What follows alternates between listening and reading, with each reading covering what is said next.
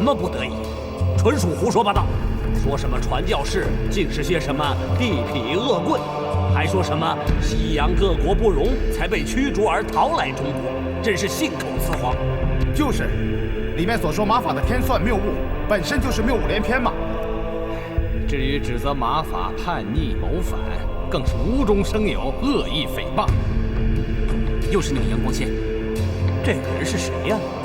这个阳光仙是前朝的一个讼师，专门靠编造罪名、揭人隐私来敲诈。先帝在位时，江南十世家图谋越狱一事，他竟扳倒了几百名世家子弟。他还抓住机会诬告马法，幸亏先帝圣明，使他未能得逞。这次他来势汹汹，似是有备而来，我们不得不防。唐马法，你怎么样？是不是前些日子为了疫情奔波劳累，熬出病来了？没事没事，人老了总会有点毛病。马法，这件事你以为如何呀？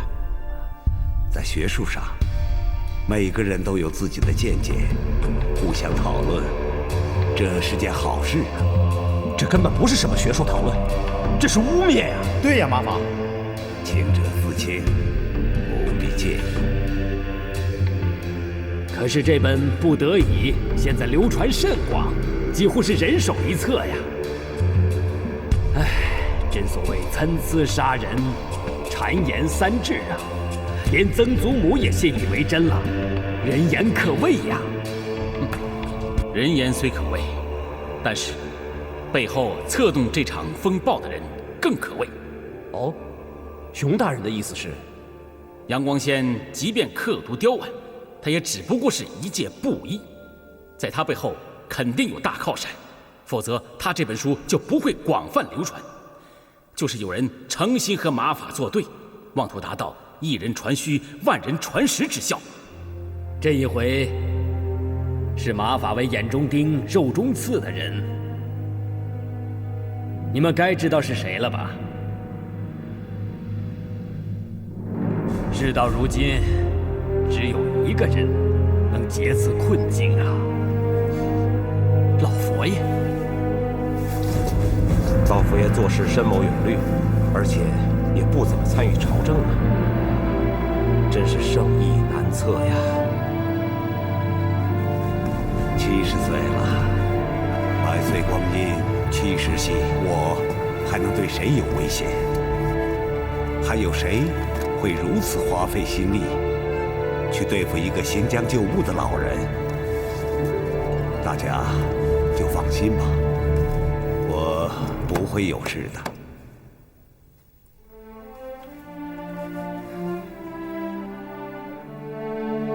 民间广泛流传有关汤马法的一些事，乱哄哄的，满城风雨。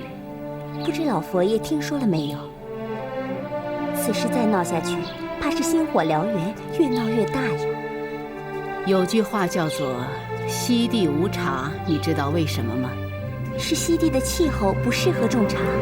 不是不适合，是不能，品质不好，从不外运而已。你知道这是为什么？是家丑不外扬吗？哈，傻丫头，什么家丑？气候土壤种不出好茶就是丑吗？你去南方看看，那里有没有人牧马呢？南方的马有我们西地养的马耐力持久吗？可是，现在就是有些人喜欢以己之长攻人之短，他们也不想想自己同样也有不足的地方。真是个聪明的孩子，稍稍一点拨你就透了。哪里，此真不过是顺着老佛爷的意思往下推想一下而已。你还是说漏了一点，请老佛爷指教。寻找不到箭靶，想攻击你的人也就无从入手了。其实犯不着跟他们斗，还是避一避吧。要是跟他们斗的话，就是跟自己过不去。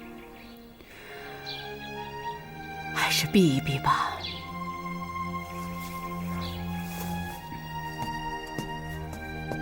启禀太皇太后，青天剑见证，汤若望汤大人到。传。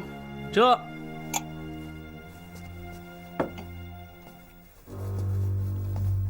臣参见太皇太后。马法，请坐。谢太皇太后。苏玛拉姑。汤马法，请用茶。我传马法进宫只是为了一件事。我听说近来您的身体有些不适，特意想看看你。您还好吗？要不要我传召太医呢？不必了，臣只是有点微恙，已经吃过药。谢老佛爷对我的关心。你看我都忘了，马法的医术比太医还高明呢。前几年我的病还是你给我治好的呢。是太皇太后洪福齐天，臣只是尽微薄之力而已。其实马法多次扶助先帝，我一直铭记在心。早年摄政王多尔衮病逝，阿济格预览大权，多亏是您神机妙算，为先帝选择了亲政日期，才避免了一场争端，让先帝顺利登基。先帝天资聪颖，臣能够匡扶英主，是臣的福气呀。还有，郑成功领兵10万，入长江破镇江，兵围南京。先帝鲁莽，要御驾亲征，我怎么说他都不听。幸亏是马法冒死进谏，才说服了先帝，才使先帝打消了亲征念头。先帝从谏如流，这是先帝的江海之量啊！没有马法的能，怎么能显出先帝的贤呢？这40多年来，马法对大清的诸多功劳，我早该说声谢谢了。只是马法德高志广，不求名，不求利，不求权，我不知道怎么谢你才是啊。太皇太后言重了。汤马法，这是老佛爷送给您的。哦，多么漂亮的花儿啊！谢老佛爷。此花名叫千日红，花色经久不衰，像马法一样历久弥坚。臣已老矣。人无千日好，花无百日红。这花在慈宁宫里红了100日了，是该退下来的时候了。我担心它在外面惊风淋雨的，最后会落得花落凋零。我慈宁宫虽小，但可以护得住它，为它遮风挡雨。看见这花，臣便想起故乡，想起莱茵河畔，总会看见百花争艳。40年来天涯孤旅，看来臣真的老了。现在我开始思念家乡了。人言落日是天涯，望极天涯不见家，不如归去。对，是该归去了。臣告退了。马法，你40多年来真心诚意助我大清，最后是我大清负了你。我希望日后咱们可换个地方，再续旧话。好啊，臣谢老佛爷。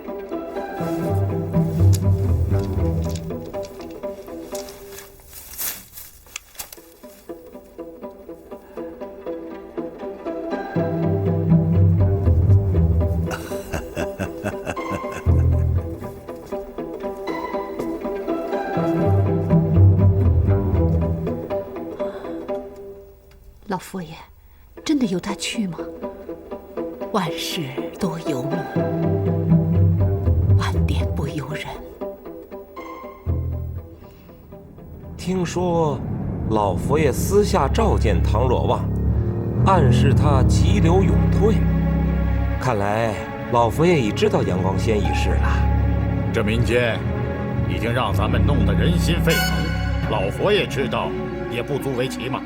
可老佛爷意思很明显呐，是不愿意咱们这么干，心向着唐若望，召见是个暗示，给咱们个台阶儿，见好就收。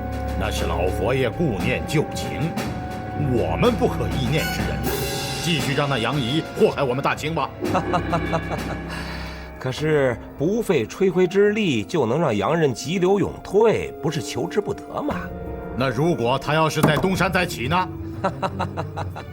他都70多岁的人了，人生70古来稀，哎，他怎么东山再起呀？好了好了，依本王看，这件事还是等索大人回来再定夺吧。哎，对呀，这我们4个人在这说的这么热闹，索大人呢？哎，索大人可是从来不迟到啊。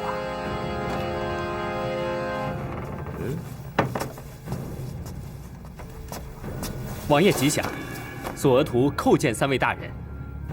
起来说话吧。这小子，你阿玛呢？下官前来正是要为阿玛告休的。告休？他怎么了？阿玛她刚刚纳了妾，可谁想到新娘刚一过门，她的娘亲便过世了，所以阿玛要丁忧。小子，你不是跟我们开玩笑吧？啊？咱们几个怎么从没听说过索大人要纳妾呀？啊！之前我听说阿玛要纳妾，也和各位大人一样感到诧异。细细想来，阿玛她是何等难以启齿啊！那索大人什么时候回来呀？这个还说不准，毕竟是岳母大人，所以要办的事情肯定不会少的。好了，下官还有其他事要做，下官告退。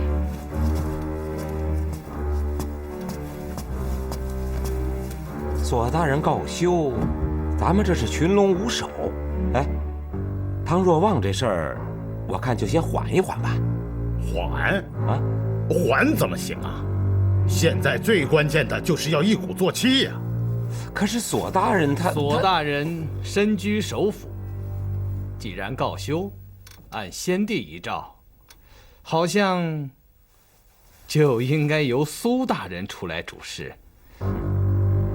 鄂大人与敖大人相赞便是。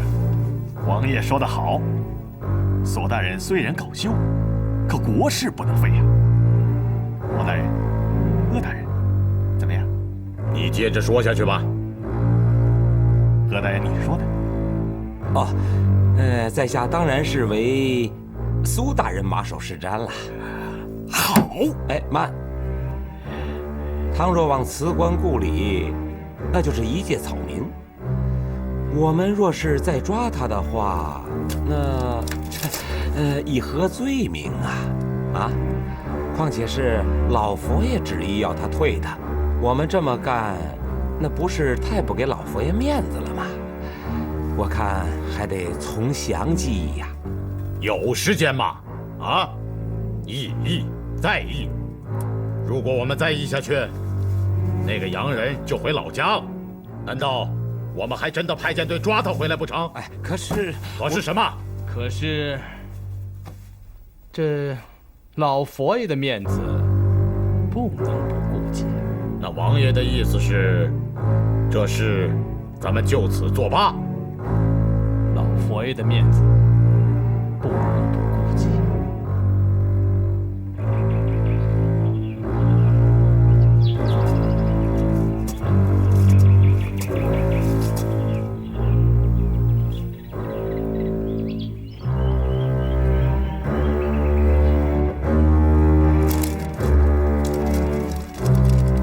之后，帮我送往吏部魏大人。麻烦。谣言止于智者，百姓是不会相信的。我们何苦为了一些风言风语就辞官归故呢？没错，我们千里迢迢来到中国，花了几10年的时间，好不容易才在这里扎了根。你怎么能轻易放弃？多迪南，辞官并不一定是放弃，而是为了更好地完成天主交给我的任务。再说，辅臣们来势汹汹，我这一退，可免除朝廷一场风暴，对大家都好啊。那帮辅臣说什么率祖制、复旧章，其实不过是要抓住权势。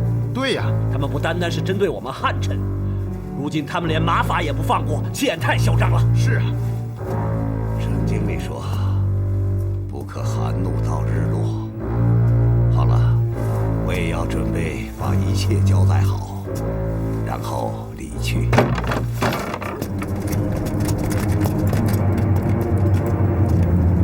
尚书大人，你带这么多人？唐大人，布衣杨光先状告大人妖言惑众，叛逆谋反，奉圣谕，着令吏礼二部即日审查。唐大人，请跟我们礼部走一趟吧。等一下，你们要抓马法，到底是何人的旨意？是皇上的，还是辅政大臣的？是啊，你们不能胡来，不能胡来！李大人、潘大人、许大人，不要激动啊！奉圣谕，南怀仁、李祖白、潘进孝、许知建一干涉案人等，一并带返礼部审理。儿呢？在。统统给我拿下！这。平西王进剿广西陇那山，荡平逆寨，应义序嘉奖。平南王、靖南王不能约束部下，地方民众被其兵丁扰害甚苦。夏粮入库，库府殷实，乃国家之祥瑞。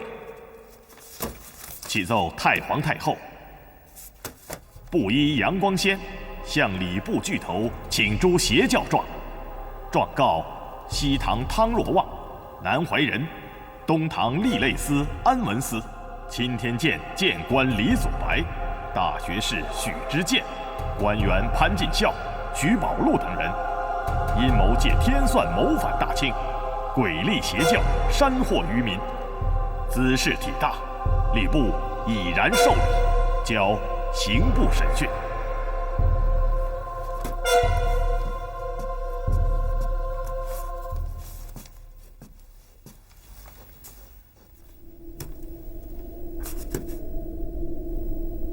是汤马法吗？汤马法可是先帝的帝师啊，该不会吧？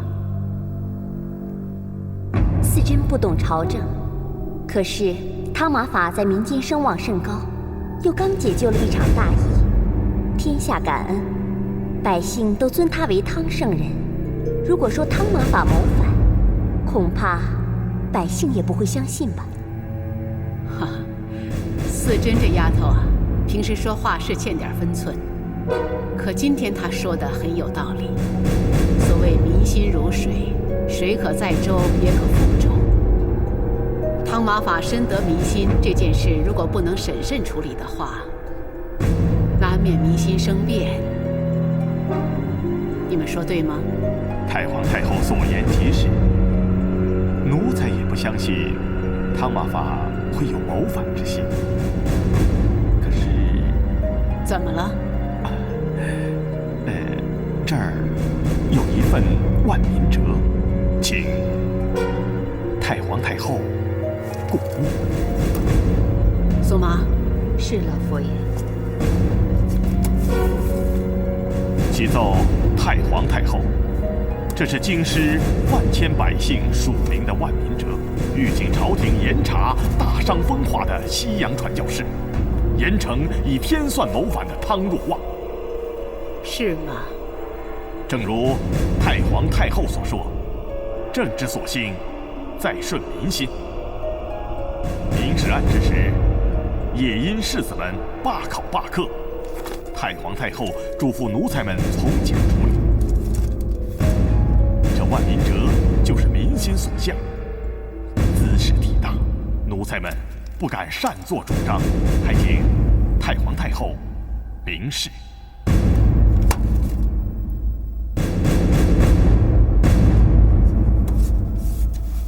先皇遗诏是4大臣辅政，凡事都有国家制度可循，刑民诉讼也自有规律可言。你们要按章办事。这苏克萨哈，奴才在。这阵子索尼丁忧，朝中的一切事务都有劳你了。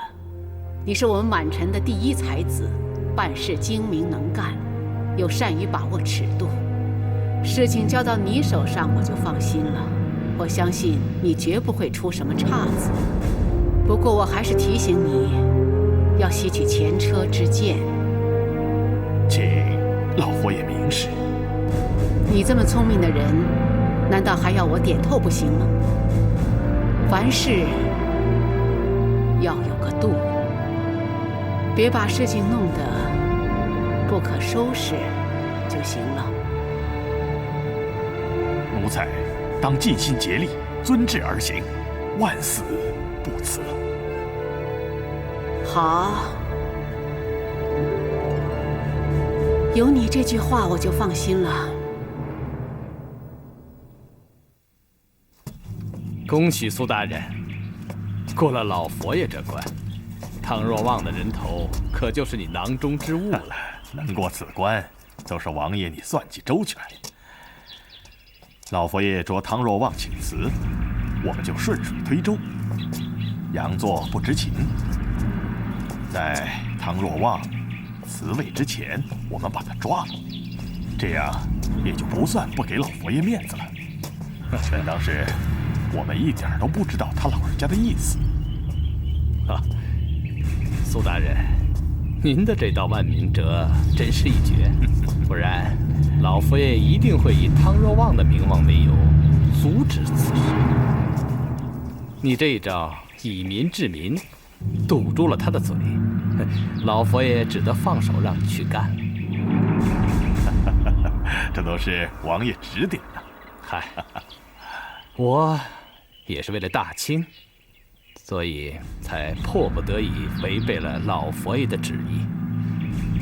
汉臣一向嚣张，如果苏大人能够成功打掉汤若望，那可真为朝中的满臣立了一大奇功啊！下官也是为了朝廷社稷办事而已。不过要办好这天算案，就免不了要得罪老佛爷，甚至得罪皇上。划不来呀！哎，要是索大人不丁忧，这件事情该是由他办理的呀。正好索大人不在，哎，这奇功不就归你苏大人了？不敢当，不敢当。可是什么？当初本王只是以为索大人身体有恙，在家中休养，可他却为了小妾之母丁忧而逼朝，这可真是非常人之所想啊！非常人所想。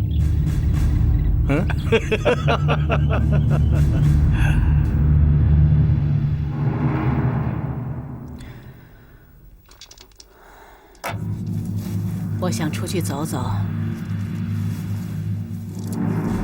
皇上驾到！皇上吉祥！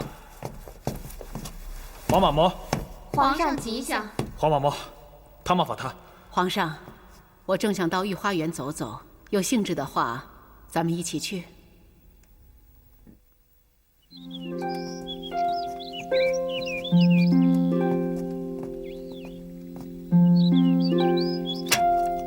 黄马嬷，汤玛法。玄烨，告诉我，拿着龟尺干什么？我正在研究周髀算经。算经是一门很深的学问，这我不懂，请你告诉我，这御花园和算经之间有什么关系？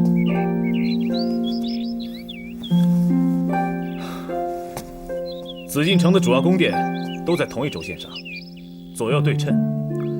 还有，这御花园也在这轴线上，形成了均衡对称、前后呼应的布局。千秋亭和万春亭、福碧亭和承瑞亭，均是遥相呼应。均衡对称，这就说到建筑学了。建筑嘛，我不懂，但是平衡是个常理。比方说，这边的宫殿比那边的宫殿多了，这就是不平衡，整个布局就失衡了。黄妈妈的意思是，要是哪边的宫殿多了一块，就要把它除掉。稍微整治一下也无妨啊。可是，明明是南边的宫殿少了一块，而有些人还要把南边的主楼拆了。哼，现在看来，这南边比北边已经矮了许多了，那不更失衡了吗？对，现在是南北失衡，可是东西平衡，那才是最重要的。因为皇者主东坐，紫气东来，东西平衡就是君臣之间的平衡。我明白黄妈妈说的平衡是什么意思，可我恰恰最讨厌这些。当年给黄妈妈治好病的是谁？是汤妈妈。如今给冰月、给孔姑姑、给天下百姓治好病的又是谁？还是汤妈妈。而这样的一个恩人，偏偏有人要毁了他。而我们呢？哼，为了什么东西平衡，竟然见死不救？我想不通。玄烨，告诉我，你能不能左手画圆，右手画方？左手画圆，右手画方，不能两全。是啊，事事都难两全。博学之，审问之，然后慎思之，明辨之。只有这样，才能笃行之。玄烨已经深思明辨，为何不能实现玄烨所想？因为你还没有亲政，管多了就会适得其反，百害而无一利呀。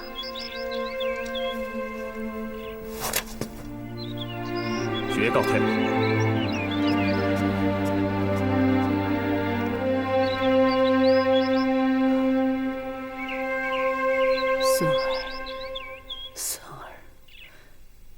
你长大了，知说达理，明辨是非，可你还是个直性子，不行啊！这些都是满臣宗室上呈的奏折，全是要求依法惩治汤若望的。好啊，既然是众望所归，那就不用犹豫了，咱们只要把汤仪置于死地就行了。可就凭这些地缘地方颠倒逻辑之争，就真能治汤若望的罪吗？当然，这里面列举汤仪的2条谋反及8条天算之罪，已经足以让他万劫不复的。就说这10克之争吧，按旧例，1昼夜分100克，然后再分12时。每时4克，30分，30秒，30厘，30毫。哎呀，行了，对，只要能把他置于死地就行了。请大人放心，就把这事儿交给老夫办吧，老夫绝不会让您失望。这案子由谁来办呢？此事我早就想好了。谁呀？此案该由吏部、刑部、满汉4尚书会审。这刑部满尚书阿斯哈是咱们的人，我看呢，就让他主审吧。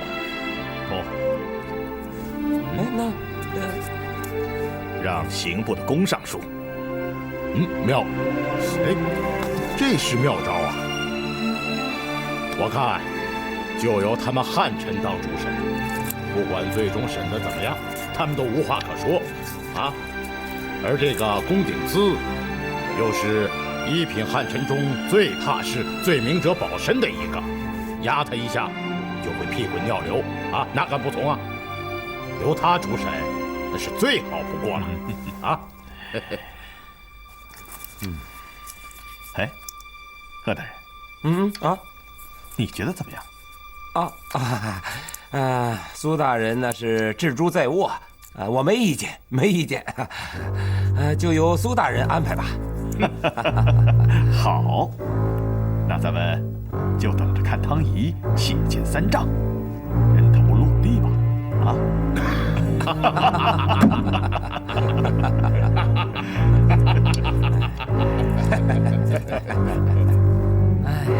想不到老佛爷会让辅臣们对汤马法下手啊！一直以来，四辅臣对老佛爷总是礼让3分，尤其是索尼，更是忠心耿耿，不敢逾越半步啊！想不到这一次，竟然连老佛爷也敢冒犯。不过老佛爷对辅臣们的举动，竟然是不闻不问，这可真是出乎我们的意料之外呀！庭前兄，小心，口是祸之门，舌是斩身刀啊！看来，这次不仅是满汉之争，还是四辅臣之间的一场角逐。此话怎讲？四辅臣一直视汤马法为汉臣之柱，欲除之而后快，这不足为怪。可在这件事情上，索尼忽然丁忧，苏克萨哈却乘势而起，勇猛进取，这其中必有暗涌。这暗涌就是压过索尼，直取首辅之位。为达目的，苏克萨哈定会不惜一切手段，这对我们更加不利啊！唉，该如何对策才好啊？此案依律落就落在吏部、刑部手里。一介兄，你是吏部尚书，顶子兄呢是刑部尚书，你们二人应该好好的想想，看看还有没有周旋的余地。可是，我们二位都不懂天算历法，这让我们如何判别孰是孰非呢？是啊，老爷大人，苏大人派人来召您进宫。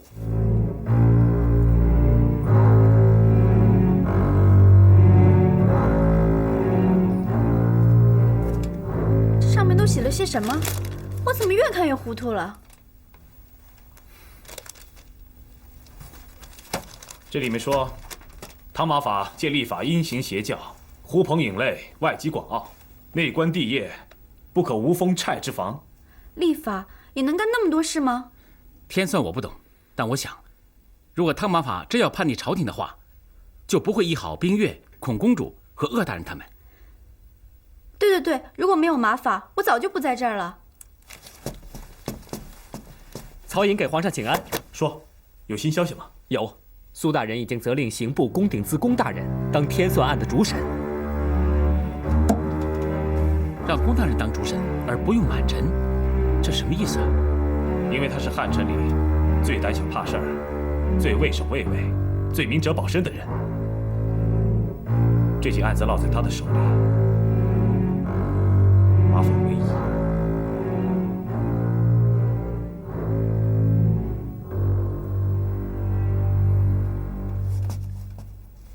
下官参见3位大人。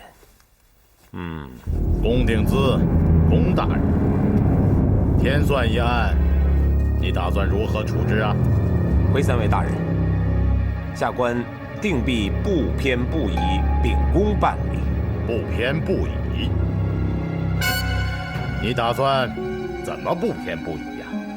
这汤若望所犯之罪，杨光先已经列举得很清楚，你就要不偏不倚地给他定罪。回鳌大人，案件未经审理，现在就下判语，恐难以服众吧。下官定会依法行事，请鳌大人放心。依法行事？啊？怎么依法行事啊？以前杨光先多次状告汤若望，刑部为何都不受理啊？法理何在呀？杨光先状告汤若望那是前朝的事了，那时候龚大人还没有在刑部，你怎么能怪他呢？嘿，苏大人，这事我不怪他，怪谁？他身为刑部之首，就应当翻查旧档，重新审理。他没这样做就是失职，也就是无能，就不配做这尚书之位。苏大人，我看这样吧，干脆咱们把他发到关外当个灭将得了，算了，以前种种就不要再提了。反正龚大人，你要是办好这桩差事，那是大功一件加官进爵，指日可待了。龚大人，你听清楚了吗？这事如果办好了，肯定会奖赏你；如果办不好，就是胁从谋反，会株连九族啊！人家龚大人那是懂规矩的人，怎会惹上杀身之祸呢？那是啊，龚大人是聪明人嘛，下官领命。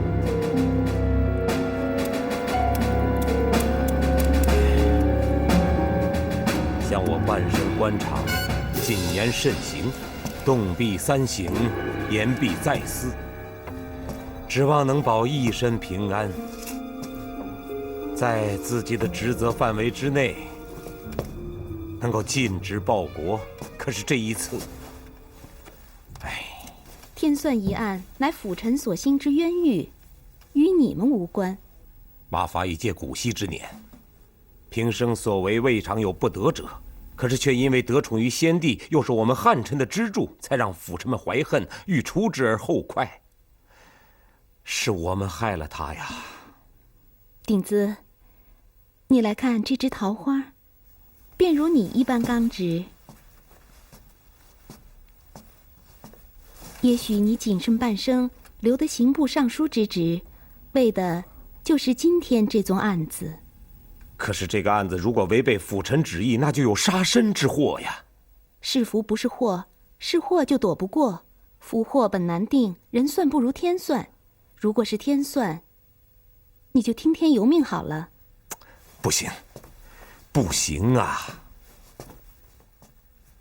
难道你怕死？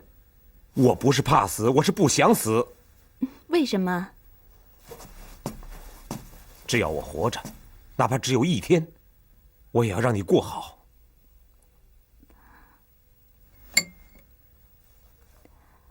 顶子，我不想成为你的负担。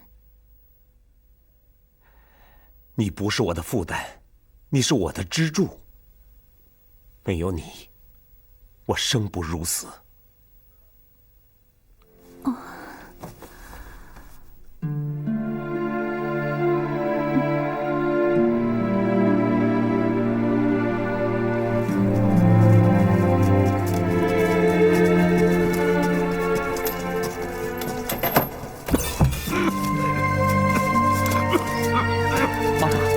妈法，皇上来看你了。妈法，来。皇上，吉祥。妈法不必多礼，都怨朕，让你饱受牢狱之苦。皇上不必自责。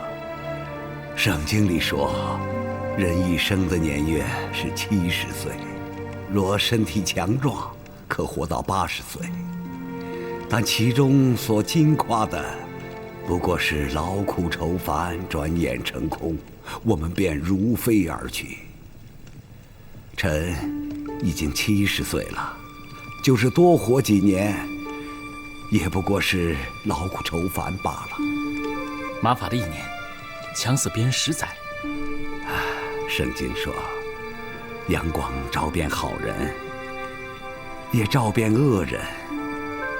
先帝一生致力满汉同事，就是要让世人知道，不分种族，不分贫富，不分贵贱，人的血都是一样的颜色呀。皇上或许认为献帝不是个好父亲，可是他的确是个好皇帝。他一生博览群书，克己修身，重用汉臣，致力推行满汉统治。这是何等的胸怀和功业呀！皇上不要以感情用事，凡事讲求理据，就像天文历法一样，有法规根据。皇上要用科学态度看清事实真相。只要皇上效法先帝，当个好皇帝，臣此生就无憾了。至于臣的事情，皇上不必放到心上。马法，朕不能不救你。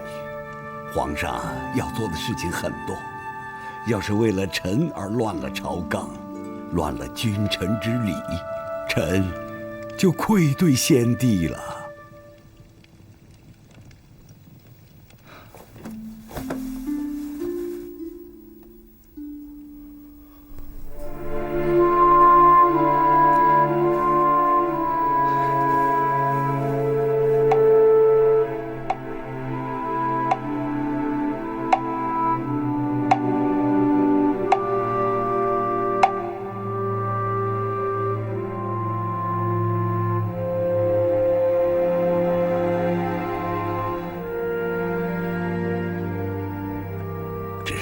无上的主啊，宽恕我的罪恶。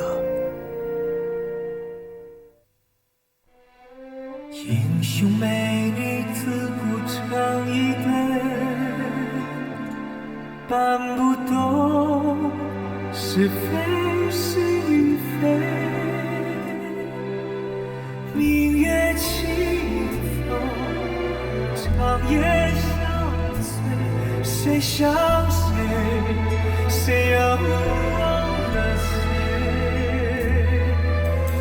一群沼泽，一江水，为了爱，有人愿受罪。心好累，好累，有思念频频举起杯。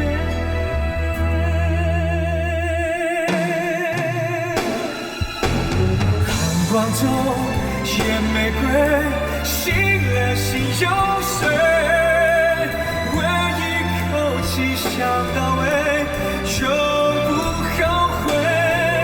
每一个人全身崩溃，眼泪太可贵，明知道心要碎，